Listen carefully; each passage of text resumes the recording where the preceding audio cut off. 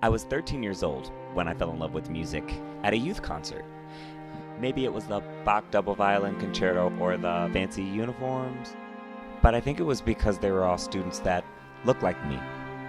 Growing up in Detroit, I was surrounded by musicians who encouraged me to see myself thriving in the world of classical music. But some of my peers were fed a false narrative that African Americans didn't have a long tradition in classical music, and representation on stages across the country seemed to confirm that. So when CAG challenged their artists to come up with a project that could somehow move that needle, I jumped at the chance. Through the social impact project building workshops, I was able to develop an idea that could positively impact my community.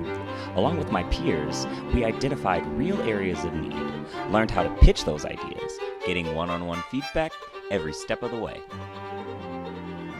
With Music Represents, I was able to commission a Black composer to write a new piece for string quartet and narrator, highlighting the stories of influential Black composers and their unique contributions throughout history.